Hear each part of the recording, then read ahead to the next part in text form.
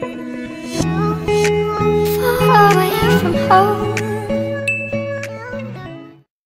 guys! Welcome to my channel and parang kakaiba to na video na to kasi gagawa tayo ng recipe video. Wow!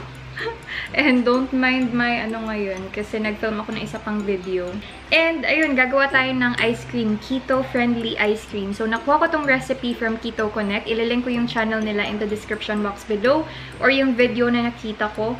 And obviously, itong mga products na to, hindi siya exactly yung same na ginamit nila since hindi siya masyadong accessible sa akin. Although mabibili mo yung ibang products sa Lazada online, pero ano siya, medyo mahal kasi siya. So, mga substitute na lang yung kinuha kong iba dito. So, eto na yung mga gagamitin natin. 5 ingredients lang pala to guys para gumawa ng ice cream. And hindi pala, nag-start pala ako mag-keto diet last month, pero hindi ako nabibilang ng macros kasi if magbibilang pa ako ng macros, I think mas papayat pa talaga ako.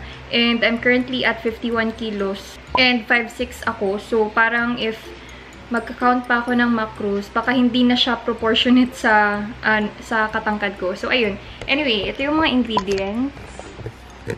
So, meron tayong Emborg's cooking cream. Ayan. So, meron siyang 4 grams na carbs and fat is 20 grams.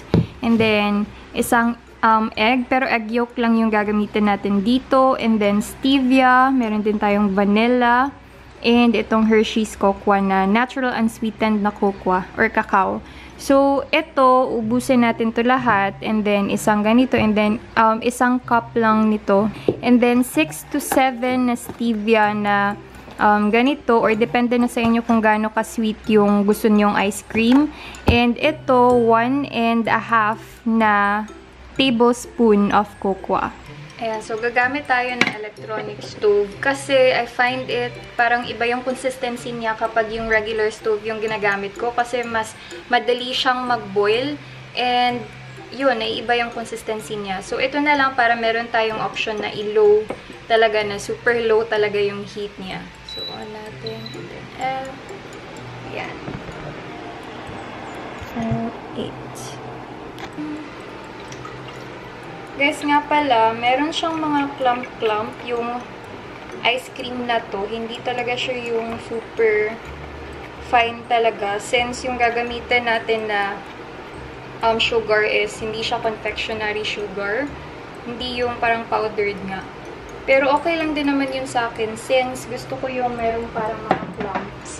And optional pala, pwede kayong maglagay ng almonds if gusto nyo merong almond yung chocolate ice cream nyo.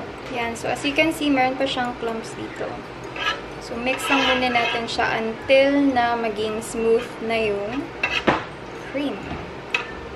Yan. So, if ganito na yung consistency ng cream, pwede mo na siyang lagyan ng Hershey's cocoa. So, nabili ko pala to siya sa Shopee. So, if hindi siya accessible sa inyo, pwede din yung Goya na unsweetened. Nabibili yun siya sa SM supermarkets. Tingnan nyo lang yung nutrition facts and yun, okay naman yun siya.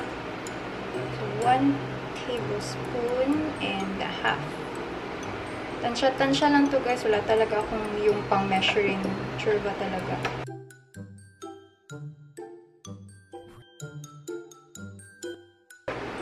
So, nakikita nyo parang meron pa siyang mga no? Parang ganyan. So, okay lang yan siya sa akin. Pero as much as I can, anong tawag ba dyan? Parang ginaganyan ko siya para ma-incorporate siya sa liquid. And then, once ma-incorporate na siya sa liquid, mag-a-add na ako ng stevia. Siguro yung iba sa inyo, parang gusto tong i-scrape.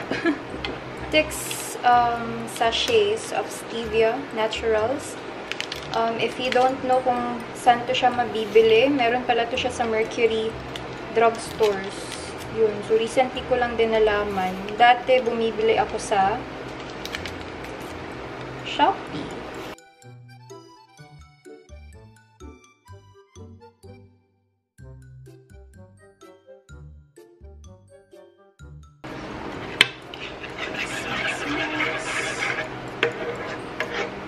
pwede niyo siyang tikman para alam niyo kung gaano siya ka-sweet talaga. Actually, guys, merong another way of making ice cream at home. Yung ginagamit nila is full cream ba yun? Pero hindi ko kasi yung alam yun. Hindi na sila gumagamit ng egg yolk. Pag medyo malapit na siya ng ganyan, yan. So, pwede na tong i-off. And then, ipapalamig lang muna natin siya ng konti para hindi niya makook yung egg yolk later. Hey guys, so ganito na yung magiging itsura niya once na lumamig na siya. So, meron pa siyang mga ganito. Pero okay lang yan. Masarap pa din naman. Mix ko lang muna to.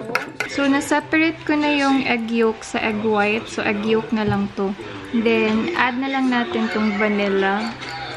So, pupuniin ko lang tong cup niya. And then, yan, ganyan. And then, mix ko sa egg yolk. Tapos, ilalagay ko na yung niluto natin kanina. After nyan, i-mix lang natin. After nito, lalagay na natin siya sa freezer and i-mix natin siya every hour for 3 to 4 hours.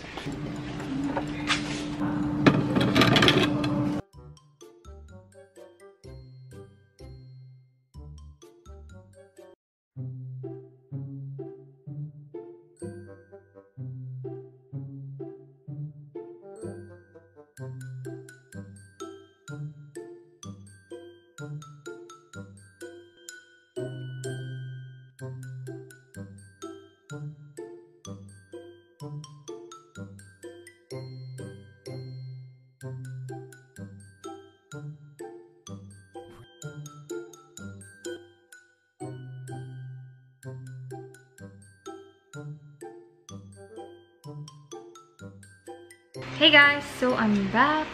After 4 hours, ito na yun siya.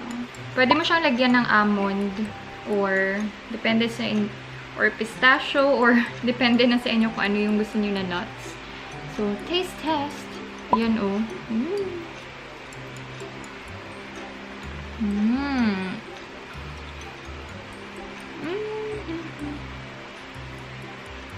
Sarap guys.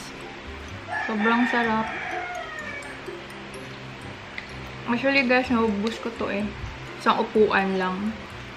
Yung egg yolk pala, siya yung nagpapaganito sa consistency niya. Kasi kapag konti lang daw yung egg yolk, and then marami yung iba mong ingredients, instead na ice cream yung magagawa, parang ice na yung kalalabasan nun. So, sarap. Sobrang sarap guys. Sana matry nyo to guys. Yan nyo oh.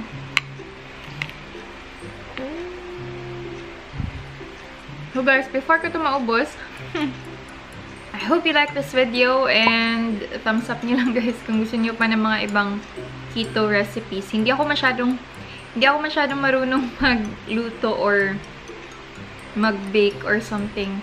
Pero okay na din yung mga ginagawa ko. Nakakain naman. So yun guys, thank you guys for watching. Bye! Oops! Kalimutan ko! Subscribe if you haven't already and I'll see you on my next video. Bye!